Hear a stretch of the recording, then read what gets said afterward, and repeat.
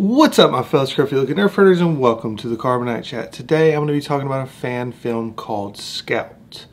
It's a short fan film. It's really only about 7 minutes in the length of the fan film. It will be linked down below if you want to watch it. It is pretty good. It's short. There's not a whole lot to it, but it's very well shot, and I think it's worth the watch of the 7 minutes.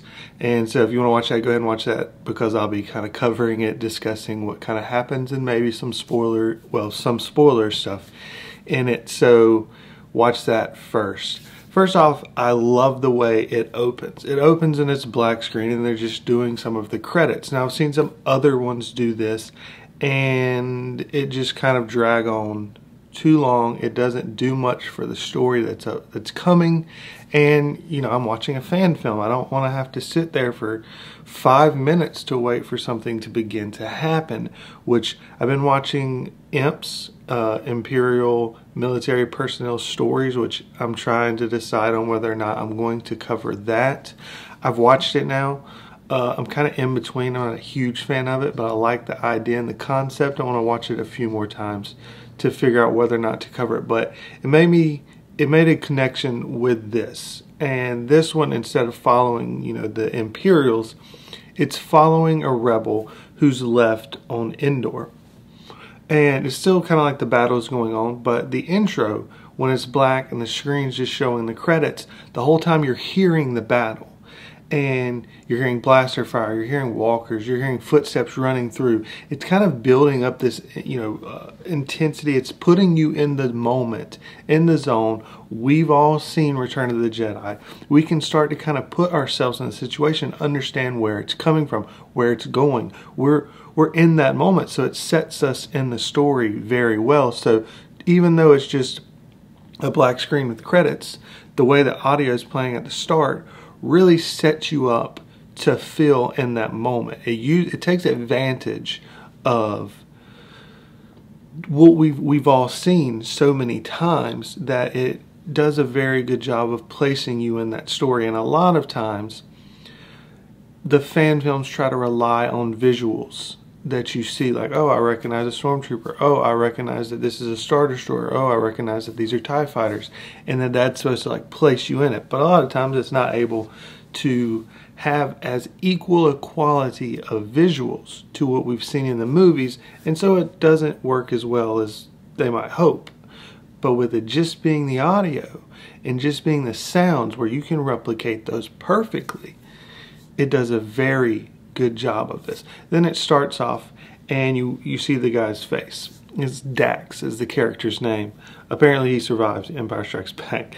But it shows him and he wakes up and he's trying to move around. And there's some really good shots in this. This is very well shot. There's a few little parts in a second when they begin to kind of fight that you can tell that the choreography wasn't great. That there was some times where they kind of were slow motion hitting the person or trying to make sure not to hit them, and then they tried to adjust it with the speed in kind of post-production, and it kind of but it was mainly because you could tell whoever directed this or did this either is a huge fan of David Fincher or just happened to do some Fincher-esque camera movements. But I enjoyed that. I thought it worked really well. A lot of people talk about some of the different directors that could do stuff for Star Wars, and some people's asked me about stuff like Wes Anderson or Quentin Tarantino, and both of those have very direct and very stylized ways of shooting. I absolutely love both of those directors. They're two of my favorite directors. But in a Star Wars film, it might be a little too much to do their style. It won't fit in my mind. I mean, I don't know about Wes Anderson, although if you look back to Bottle Rockets, it's a less stylized and a very good film. It was his first film. If you haven't seen it, you should go watch it. It's a kind of a heisty type film, but definitely still Wes Anderson. To give you an idea, Martin Scorsese said it was one of the best heist films he's ever seen. It's one of the best stories of a heist film he's ever seen. So that should tell how good that movie is. But Tarantino could obviously tone it down some, but getting off topic of the subject, but David Fincher, one of the things that he's done, and if you want to see a more in-depth breakdown of it. Nerdwriter did a video on it talking about the Fincher and the way he makes his camera movements. I'll also link that down below if you want to watch it. But one of the things he does is little movements with the camera that kind of go along with the movements of the character. So I'm not going to do it here. As I said, you can watch the Nerdwriter thing where he does it. But if I began to set up like this, the camera would move up just a little bit as well. And it just gives this different feel. Well, in one of the shots, it does this a little bit in a couple of the shots of this movie. But one of them has the character, and he's trying to figure out what's going on. We're set in the same kind of mindset as he's set in, again, because the audio that was played first were the sounds of fire, blaster fire going everywhere.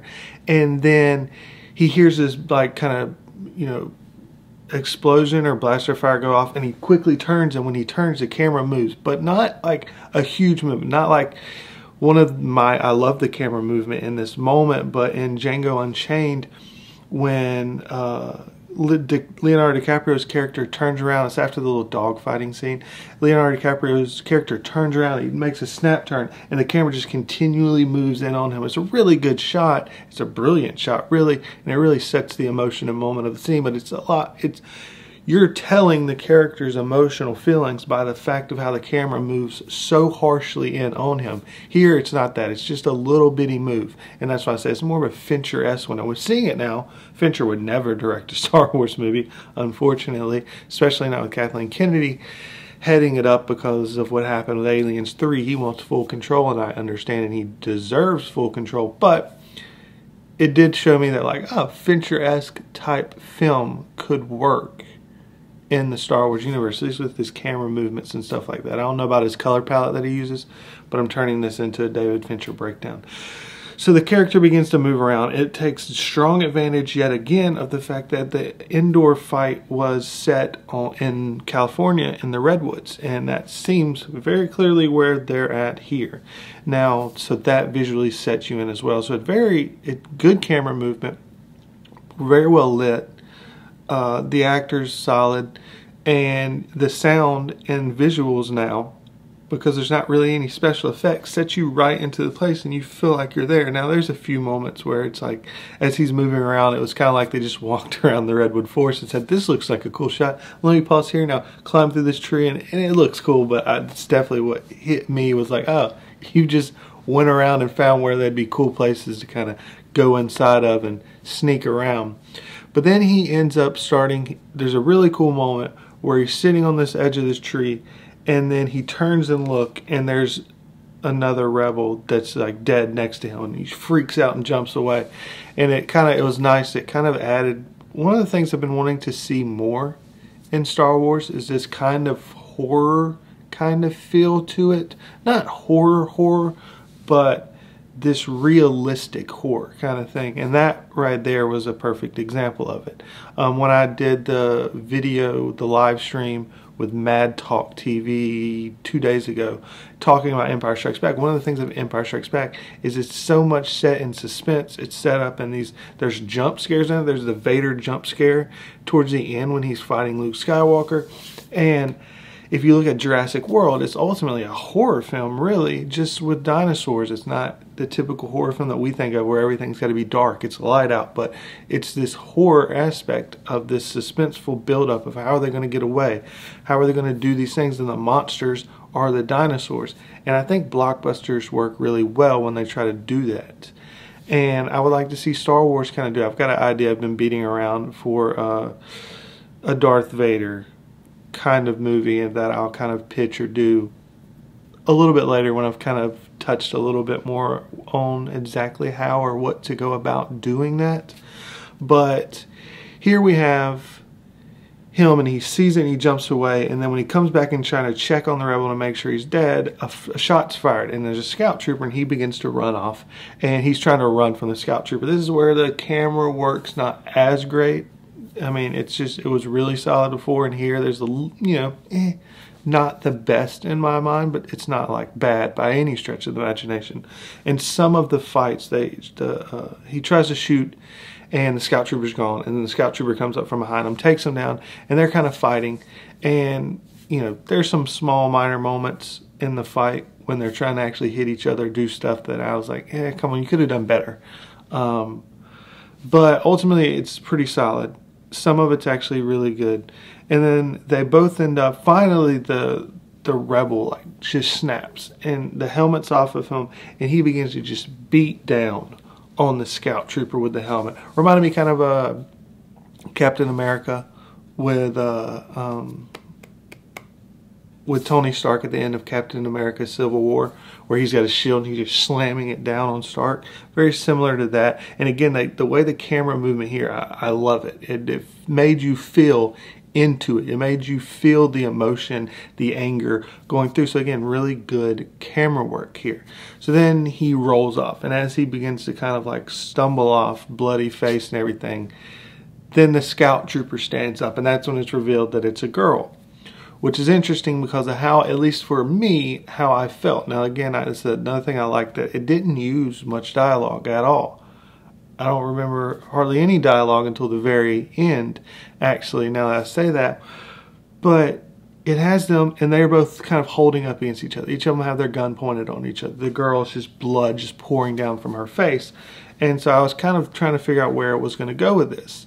And it leaves their pause for a while. And it allows you, without any dialogue, to begin to kind of think of yourself in this situation. How would you handle it? How would you go about it? What would you do in this situation? You could try to fire off. You're probably going to get fired off as well and killed. In my mind, what it kind of started to tell me was this: here's two characters by themselves in the woods, and they've just been beating the crap out of each other. Now they've got guns held up on each other. They're about to kill each other. It kind of hit me, this kind of moment of like, why are we fighting each other? Why do we need to kill each other? You know, she probably just joined the Empire because, I mean, Luke was going to join the Empire at the beginning of A New Hope. That was what he wanted to do. Until his parents or his aunt and uncle ended up getting killed, and then he went off with Obi-Wan Kenobi, but he was angry because he couldn't go off to join the Academy. So this girl's probably just somebody that thought the Empire was a good thing. And then she thinks that the rebels are just a bunch of terrorists. And then he's sitting here thinking like, oh, the Empire's just this horrible, evil thing. And then here's just this girl, and I've been beating the crap out of this girl's face. And it starts to kind of open up this thing like, we're just people. We're just these people in this war that's being run by others at the top and for different reasons. And I'm finding, as the rebel at least, it's understandable that you're trying to defeat this totalitarian organization run by an evil dictator, basically. But when it comes down to the nitty-gritty and it's just one versus one, it changes things. It makes you think about it a little bit more. That death, that person you're going to shoot, isn't just some body in a mask hidden away way across the place that you shoot and fire on and never have to see the face. Now you see the face, the bloody face from you beating down on them. And I think that's kind of what's going through his head as well, as he drops his blaster. And she's still holding her pistol up at him. And you're sitting there wondering, like, what's going to happen? And the acting in this is really, really solid. I was into it. I was actually going to cover this fan film until it got to this point. And I started to really just get into this moment. And right as she's about to drop the pistol, she's shot, and it was a shocking moment. First off, the shot was from an angle that it wouldn't be from the character that you see, but we won't get into that. But she's shot, and she just collapses, and you see his face. And then it's another rebel that was like, wow, that was close. Come on, I've been, glad I could find you alive. We got to get out of here. And as he's trying to pull him away, Dax is constantly looking back at the girl. You can just see it's messed with him. And it's one of those where it's like, they did an episode of it in Clone Wars where one of the clone troopers had, like his whole battalion had died. And he had started a whole other family and become a farmer. And he just didn't want to go back to the war. Because all the stuff that he'd seen, all that had happened.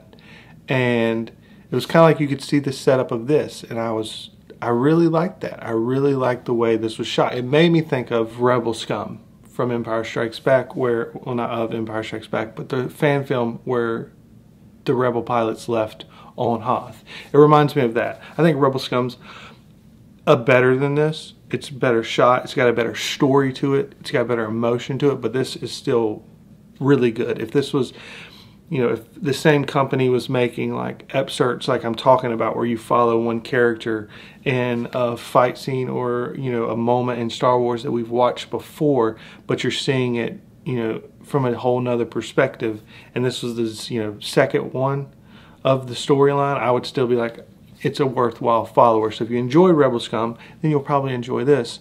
So go ahead and watch it. But it probably ran a lot longer than I expected for this video. So I'll cut this off here. I look forward to hearing all your thoughts and opinions down below on this kind of fan film, what you thought, your feelings when they're standing there side by side holding guns to each other. What did you kind of think? What's running through your head? Because I think it kind of comes down to maybe what's in your head alone, and that's what I like about the movie. It's fan film, it's leaving it open to your own perception. It's not telling you what you need to think. It's allowing you to think whatever, you know, you would actually think in a situation if you were placed there, and I think that's really good filmmaking. So I look forward to hearing what y'all kind of considered, thought during that whole thing as well, and whether or not you would find it interesting to do something like this for a TV series, where you tell just random kind of anthology stories inside of things that we've already seen happen in the Star Wars universe. Because we know Disney's not going to do anything original. They're not going to come up with a whole new story. They're not going to go tell the Mandalorian tales, which, speaking of, because I'm probably not going to do a full video on this, but they've announced that with Jon Favreau's storyline is going to be based, I believe, 3 years after Return of the Jedi, and it's going to be telling the story between Return of the Jedi and Force Awakens. So yeah, so much for like the possibilities of the Old Republic or him doing the Mandalorian Wars, since he's a huge Mandalorian fan. But no, we're just going to stick to what we've always stuck with, because they can't come up with anything original. Even though they want to kill the past, we're going to live in it constantly. But anyways, those are my thoughts and feelings. I look forward to hearing yours. Thank you, as always, for watching. And never forget, you Nerf Herders, I love you.